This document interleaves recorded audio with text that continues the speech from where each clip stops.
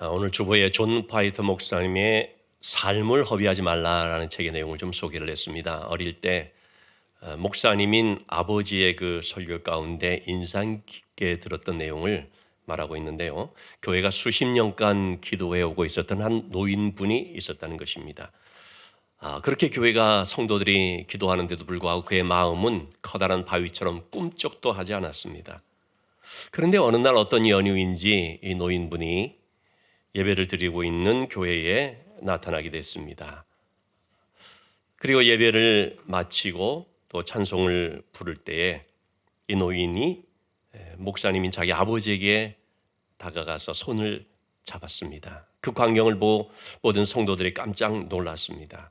그리고 성도들이 다 집으로 돌아간 후에 아버지와 노인분은 나란히 앉았고 하나님의 말씀을 좀 나누게 되었겠죠. 그때 하나님께서 이분의 마음을 만져주셔서 복음을 받아들이게 하셨고, 그래서 그는 죄에서 구원받고 영생을 얻는 일이 있게 됐습니다. 그때 주름지는 얼굴에서 이분이 하염없이 눈물을 흘렸는데 울면서 중얼거린 말이 뭐냐면 헛살았어요. 여태 헛살았어요. 그 말이 이 어린 존 파이퍼 목사님의 마음에 깊이 각인이 된 것입니다. 저는 그 내용이 정말 공감이 됩니다.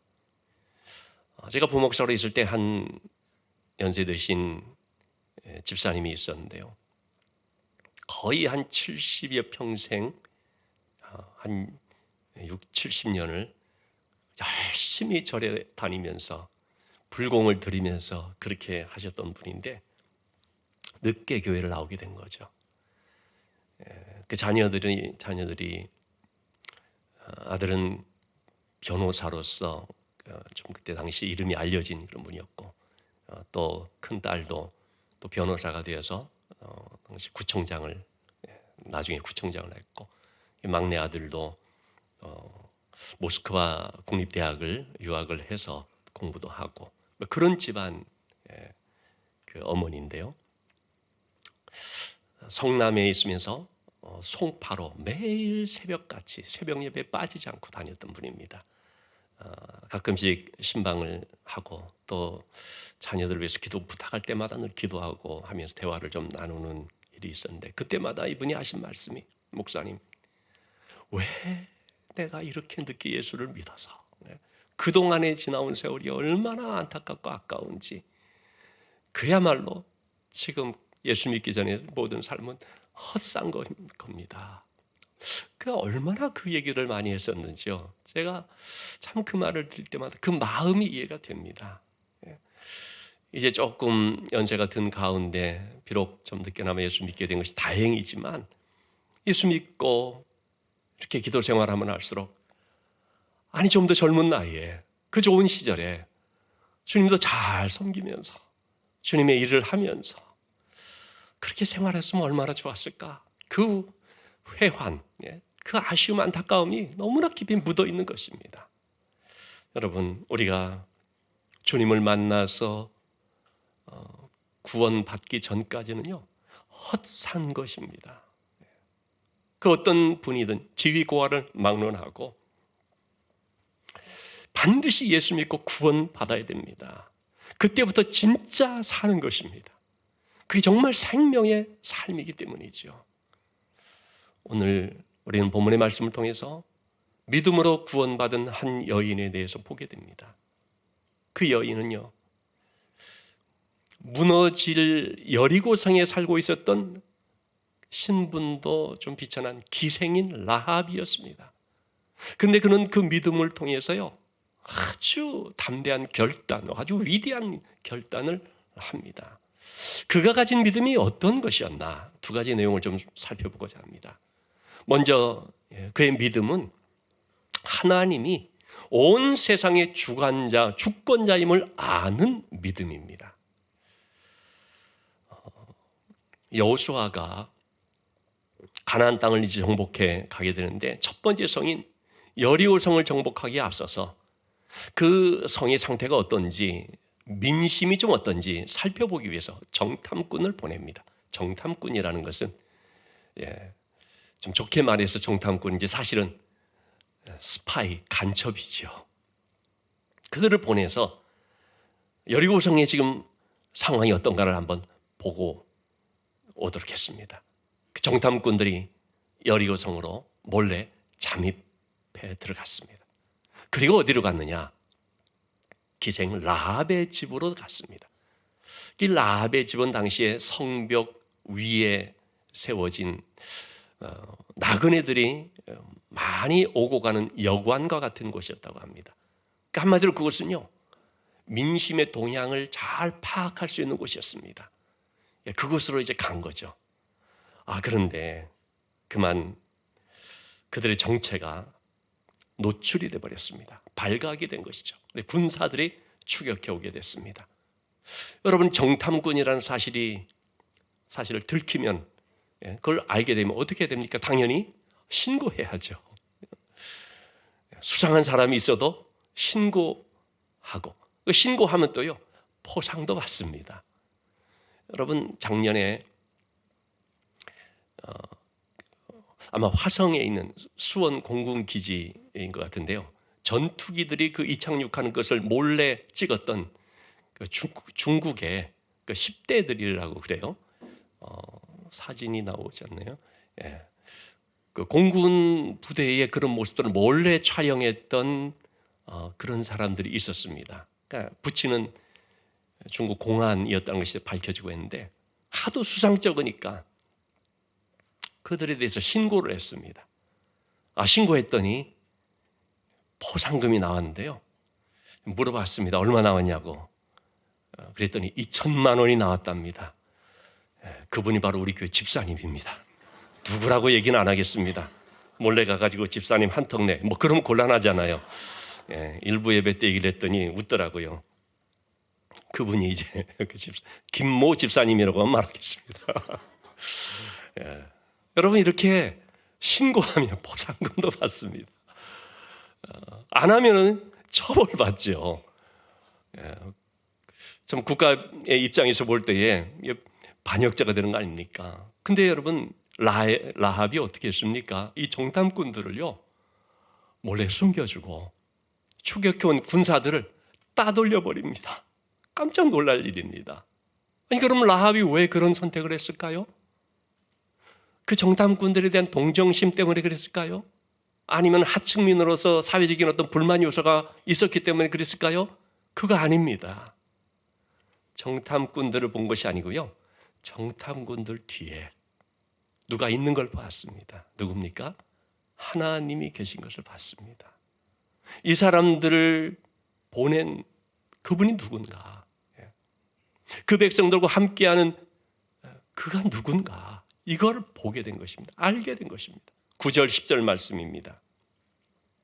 하나님이 이 땅을, 이 가나안 땅을, 죄악으로 물든 음란하고 악해진 이 땅을 바로 하나님의 백성들이 너희들에게 주신 줄을 내가 아노라. 여러분, 이 안다라는 말이 참 아주 묵직한 말입니다. 그냥 내가 믿는다 그렇게 하는 것이 아닙니다. 내가 안다 하는 것입니다. 아주 확실한 말인 것이죠.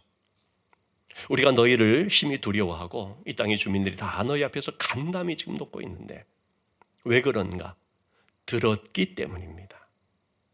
라합이 하나님을 알게 된 것은요, 들었기 때문입니다. 여러분, 믿음은 들음에서 납니다. 뭘 들었습니까? 하나님에 대한 소문을 들었습니다. 하나님이 어떤 분인지에 대해서 들었습니다. 이스라엘 백성들의 행적에 대해서 들은 것이 아니라, 물론 표면적으로는 그렇죠. 그런데 그들 가운데 행하신 이 하나님의 일을 들은 거죠. 홍해의 물을 마르게 하시고 애굽이라고 하는 그 강력한 나라를 나오게 되는데 그 과정 속에서 홍해 사건이 있는 걸 들은 것이죠. 그 홍해의 바다를 마른 땅처럼 마르게 갈라버리신, 그래서 건너게 하신 것. 더군다나 지금 요단강 건너편 바로 그 눈앞에 그곳에 있었던 아모리 두 왕, 아주 강력한 두 왕, 아주 그 지역에 소문난 그런 왕들이었는데요, 시온과 옥이라고 하는 그 왕을 전멸시키는 일을 우리가 들었다. 깜짝 놀랄 일이었습니다. 그걸 누가 했느냐? 하나님이 했다는 것이죠. 그래서 내가 그 하나님이 이 땅을 너희들에게 주신 일을 안다 말합니다. 자, 그런데 이 백성들은요, 하나님에 대한 소문을 들었을 때 11절의 말씀 그저 두려워하기만 했습니다. 마음이 높고 정신을 잃고 그냥 두려움에만 사로잡힌 거죠. 반면에 라합은 달랐습니다. 두려워만 한 것이 아닙니다. 하나님이 누군지를 여기서 발견한 것이죠. 너희의 하나님 여호와는 위로는 하늘에서도 아래로는 땅에서도. 예전 번역에서는 이것을 상천하지의 하나님 이렇게 했죠. 상천하지의 하나님 하면 그냥 귀에 쏙 들어오는데요. 근데 이걸 좀 풀어서 위로는 하늘에서도 아래로는 땅에서도 유일하신 하나님이다. 여러분, 이 말이 무슨 뜻이겠습니까? 온 우주 만물을 창조하시고 주관하시는 절대적 주권자, 유일한 그분이 바로 하나님이죠. 하나님은 특정 장소나 특정 민족에게만 국한된 그런 분이 아니라 온 우주 만물의 주관자다. 그걸 내가 안다라는 거죠. 근데 여러분, 지금 이 라합이 고백하고 있는 이 말씀은요, 라합이 처음 한 말이 아닙니다. 바로 모세가 한 말입니다. 신명기 4장 39절. 이 가나안 땅을 이제 들어가게 될 백성들에게 모세가 아주 분명하게 선포하는 말이죠. 너는 오늘 위로 하늘에나 아래로는 땅에나 오직 여호와는 하나님이시오. 다른 신이 없는 줄을 알고 명심하라. 이렇게 말했습니다. 가나안 땅에 들어가면요, 많은 그런 우상들을 만나게 될 것인데 그것들은 전부 다 가짜고 그건 신이 아니다라는 것을 분명하게 지금 말해주고 있는 거죠. 하나님 한 분만이 있고 그 하나님의 모든 만물의 주관자고 다른 신은 없다. 이것이 모세가 백성들에게 선포한 말인데요, 정탐꾼들이 아니 적진이라고 할 수 있는 여리고성에서 그것도 이방 여인을 통해서 이 말을 들었으니 얼마나 놀라겠습니까? 이런 분명한 신앙 고백, 정확한 확신에 찬 신앙 고백이 있다니 얼마나 그들이 듣고 놀랐겠습니까? 이처럼 라합은 하나님에 대해서 하나님이 누군지를 분명히 알았던 것입니다. 그래서 이 정탐꾼들을 보호해주고 살게 해서 잘 돌아가게 하는 것이 바로 나와 우리 가족들이 살 길이다라는 사실을 깨달은 거죠. 결국 라합은 멸망받을 여리고 쪽에 선 것이 아니라 구원하실 하나님 편에 서기로 한 것입니다. 여러분, 사람들은 자꾸 그런데 관심을 갖지 않습니까? 누구 쪽인가? 정치적 이념으로 우야 좌야 어느 편이냐. 어떤 분들은 제가 정치적인 설교를 안 한다고 교회를 떠난다는 분도 있더라고요. 참 정치적인 설교를 한다고 떠나는 경우는 봤지만 안 한다고 또 떠나는 경우는 제가 처음 봤습니다. 왜? 자기가 생각하는 사람 편들어주지 않는다 이 말이죠. 여러분, 사람들은 항상 무엇이 옳고 그르고 진리냐 이런 것보다도 내 편이냐, 내 편 아니면 다 적 이런 식으로 분간하는 경우들이 참 많죠. 멸망받을 사람들, 즉 멸망의 길로 가는 사람들 입장에서는요, 반대편 옳은 길로 가는 사람을 볼 때 뭐라고 생각합니까? 내 편 아니니까 적이다, 배신자다 이렇게 보는 거죠. 가나안 여리고성 사람들의 입장에서 볼 때 자기들과 반대편에 있는 라합을 배신자 이렇게 생각할 수가 있겠죠. 근데 여러분, 중요한 것은 하나님이 보실 때 어떤가? 그게 중요한 것입니다. 여러분, 하나님 보실 때 라합은 어느 편에 선 사람입니까? 올바르고 또 의로운 길을 선택한 사람입니다. 그래서 성경은 라합을 가리켜서 라합이 행한 이 일을 가리켜서 뭐라고 말하냐면 믿음이라고 말합니다. 히브리서 11장 31절의 말씀.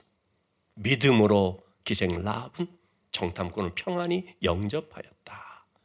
정탐꾼들을 잘 가도록 한 그것이 믿음이었다고 말합니다. 믿음이라는 것은 순종하는 것입니다.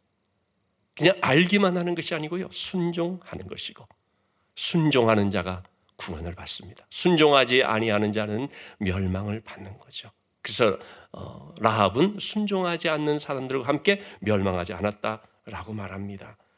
그런 라합의 믿음을 가리켜서 야고보서 12장 25절에서는 행함이 있는 믿음으로 말합니다. 라합이 사자들을 접대해 다른 길로 나가게 한 그것은 행함으로 의롭다함을 받은 것이다. 즉 순종한 것이다 라는 말이죠. 이 행함이 있는 믿음, 이것이 바로 살아있는 믿음이다 라는 뜻입니다. 라합은 하나님의 뜻을 알기만 한 것이 아니라, 이러면 참 좋겠다라고만 생각한 것이 아니라 직접 실행했다라는 거죠.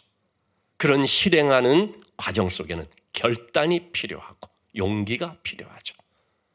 그래서 믿음은, 제가 가끔씩 말씀드립니다, 믿음은 용기다. 믿음은 담대함인데요, 믿음은 용기, 그리고 믿음은 선택하는 결단입니다. 여리고성의 주민들은 하나님에 대한 소문을 들었을 때 그저 두려워하기만 했는데 그들은 왜 그랬을까요? 그것은 하나님을 이스라엘의 하나님, 특정 민족의 하나님으로만 생각했기 때문일 것입니다. 우리가 믿는 하나님보다 우리가 믿는 신보다 저쪽 신이 더 세네, 그 정도로만 생각을 하는 거죠. 여러분, 우리나라에 복음이 처음 들어왔을 때도요, 그런 반응들이 많았습니다. 왜 우리가 우리 고유의 신인 단군 신이 있는데 서양 귀신을 섬기느냐? 왜 우리가 유대인 예수를 구세주로 받아들여야 되느냐? 그런 식으로 말하는 경우도 있었습니다. 근데 여러분, 하나님은 유대인들의 하나님 아닙니다. 예수님은 유대인들의 구세주 아닙니다. 하나님은 온 세상 만물의 주관자이시고, 예수님은 이 땅의 유일한 구세주입니다. 나머지는 다 가짜입니다. 우리는 이 상대주의 가치관 속에 살고 있기 때문에 나도 맞고 너도 맞고 그저 잘 믿기만 하면 돼. 그리고 그걸 또 덕담이라고 얘기를 하죠. 근데 여러분, 진리는 단 하나뿐입니다. 제가 종종 말씀드리지 않습니까? 수능 시험에서요, 사지선다형, 오지선다형 이렇게 나오는데 답이 두 개가 되면 큰일 납니다. 답은 하나뿐입니다. 나머지는 다 그럴듯한 것뿐이죠. 진리도 마찬가지입니다. 유일한, 그래서 배타성을 가집니다. 그렇기 때문에 우리가 가는 구원의 길 단 하나, 우리가 믿는 절대 진리 단 하나, 우리를 인도하는 그분은 단 한 분, 구세주인 것입니다. 여러분, 우리가 신앙생활하면서 미신적으로 하면 안 됩니다. 여러 신들 중에서 하나님이 제일 세 보이니까 내가 믿는다, 여러분, 그런 거는 엉터리 믿음입니다. 그건 믿음이 아니죠.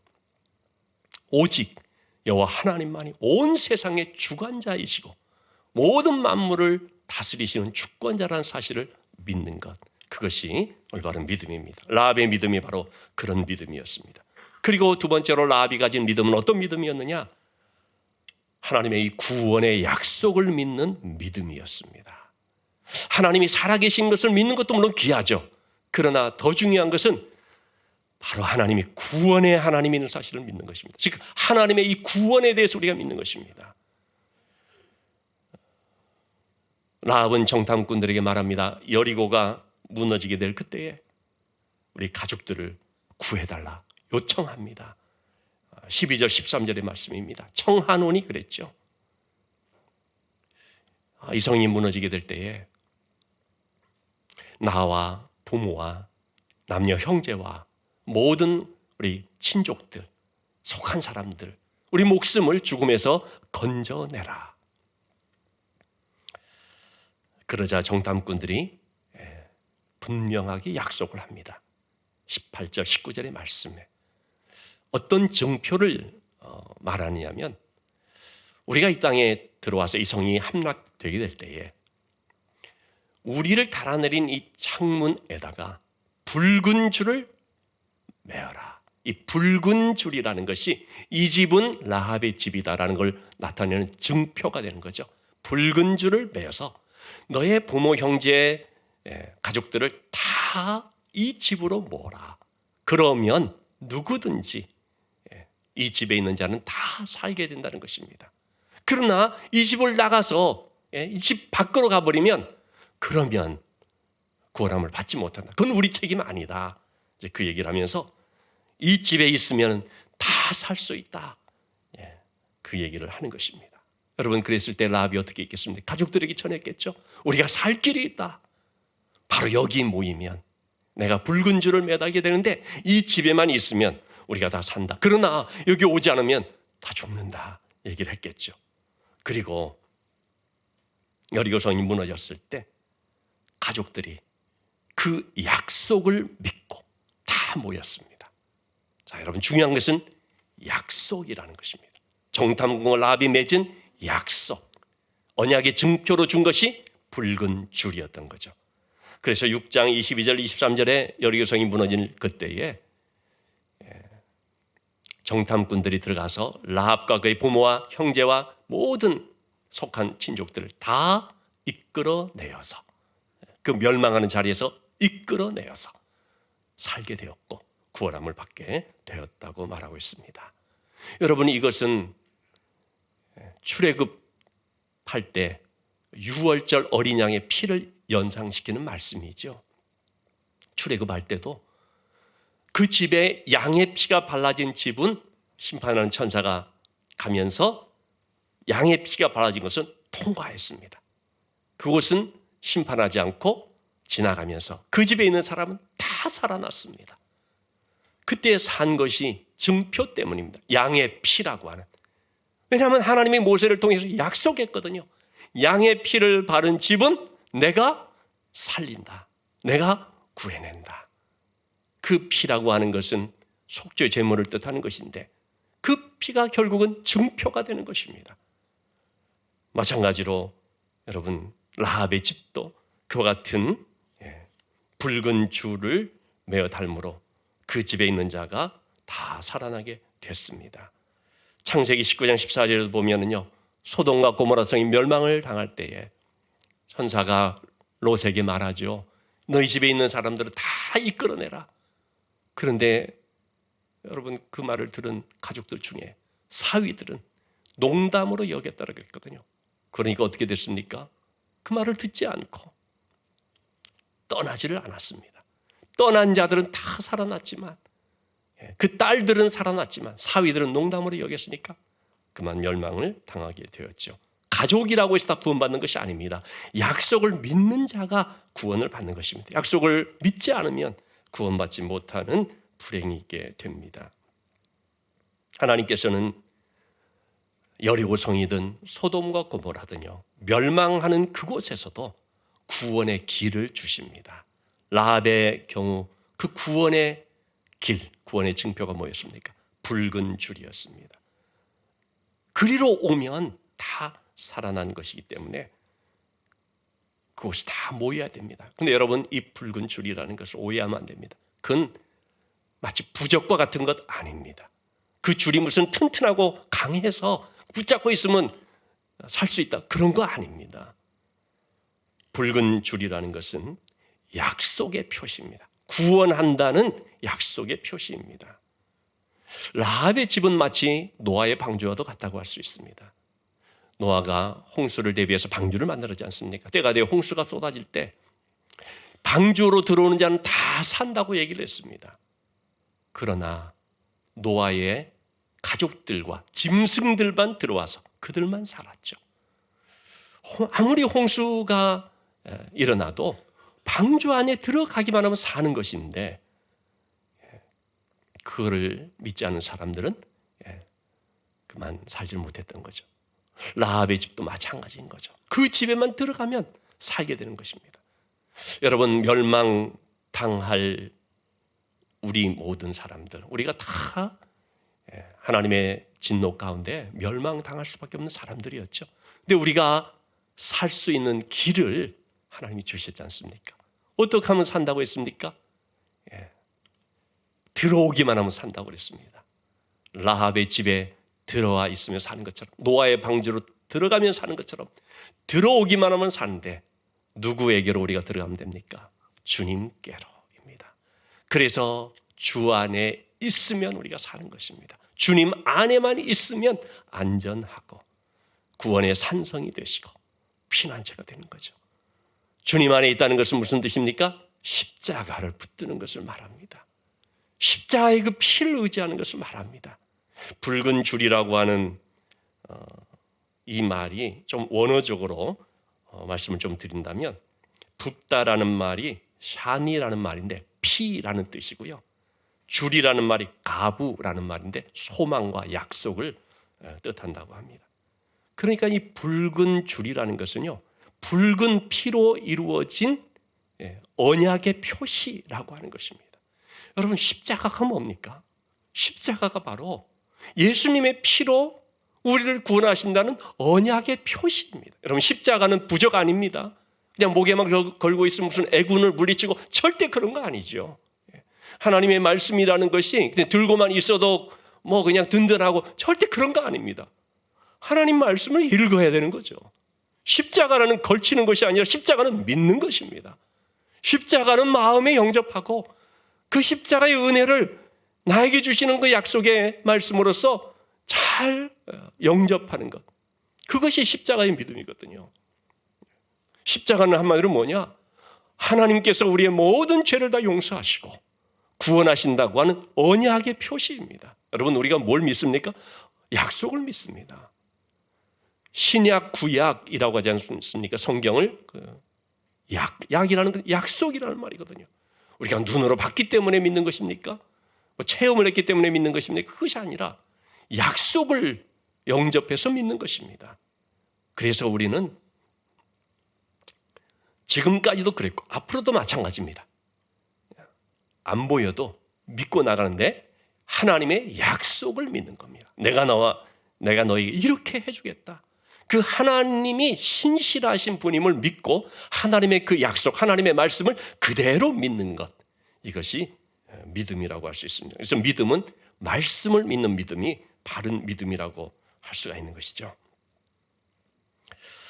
라합은 바로 이와 같은 구원의 약속을 믿었기 때문에 그 자리에 있었고 구원함을 받았습니다. 여러분, 라합이라는 사람은 어찌 보면 인간적으로 밑바닥의 인생이라고 할 수가 있죠. 참 기구하고 비천한 인생이라고도 볼 수가 있습니다. 그런데 하나님께서는 바로 그러한 라합을 존귀함 받는 여인이 되게 주셨습니다. 마태복음 1장 5절의 말씀을 보면은요, 라합은 살몬의 아내가 되어서 보아스를 낳죠. 보아스는 루색에서 오벳을 낳고, 오벳은 이새를 낳고, 이새는 다윗을 낳죠. 그러니까 여러분, 라합은 다윗의 고조 할머니가 됩니까? 이렇게 다윗의 가문에서 예수 그리스도가 나오게 되기 때문에 라합은 하나님의 구속 역사에 쓰임받는 너무나 축복되고 영광스러운 이름이 되었던 것입니다. 여러분, 라합이 이렇게 존귀한 여인, 하나님 앞에 귀하게 쓰임받는 삶이 될 수 있었던 이유는 무엇 때문입니까? 자리를 옮겼기 때문입니다. 멸망받을 여리고 성이라는 그 자리에서 하나님을 섬기는 백성들 가운데로 옮겼기 때문입니다. 세상 가운데 있던 삶에서 하나님을 따르는 삶으로 옮겼기 때문입니다. 우리 모두 다 마찬가지입니다. 예수 믿는다는 것은 여러분, 자리를 옮기는 것입니다. 죄인의 길에 서 있던 자리, 시편 1편에서 악인의 꾀를 쫓고 죄인의 길에 서고 오만한 자리에 앉고, 그런 자리에서요, 하나님의 말씀을 즐거워하며 말씀을 묵상하는 그 자리로 옮기는 것, 이것이 바로 믿는 삶을 말해주는 것이죠. 이렇게 하나님 앞에서 자리가 옮겨지자 신분이 달라져 버리는, 세상의 자녀에서 하나님의 자녀로 완전히 달라져 버리는 모습을 볼 수가 있습니다. 하나님은 지금도 마찬가지입니다. 어느 곳에서든지 항상 눈여겨보는 사람이 있습니다. 사람들은요, 외모를 보지만 하나님은 중심을 보시고 믿음을 보십니다. 라합과 같은 사람을 보시고 발견하고 그리고 그를 구원하시는 것이죠. 우리가 과거 어떤 삶을 살았든지 간에 십자가의 은혜를 영접하고 십자가를 붙들 때 용서함 받고 구원함을 받게 됩니다. 사망에서 생명으로 옮겨집니다. 자, 그러려면 우리는 라합과 같은 결단력 있는 신앙이 필요합니다. 신앙은요, 세상으로부터 미움받을 용기가 있어야 되고요. 그래서 결단하는 것이 필요합니다. 라합은 왕의 명령도 듣지 않았죠. 하나님을 의지하여서 하나님 편에 서기로 결단했기 때문에 그런 것이죠. 출애굽기 1장 17절에도 보면요, 바로 왕의 명령을 거역한 산파들이 나옵니다.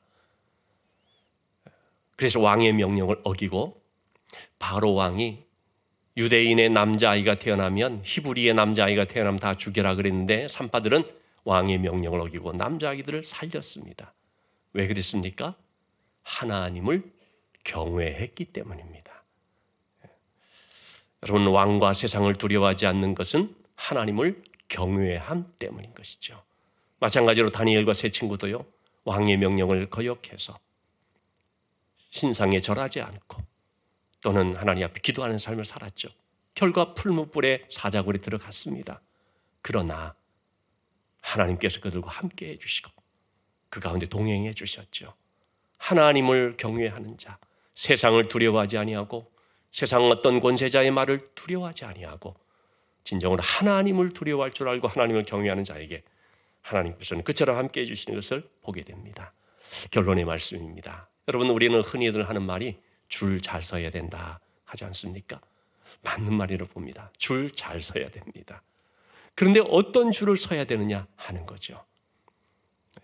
악인들의 줄을 서야 됩니까? 의인들의 줄을 서야 됩니까?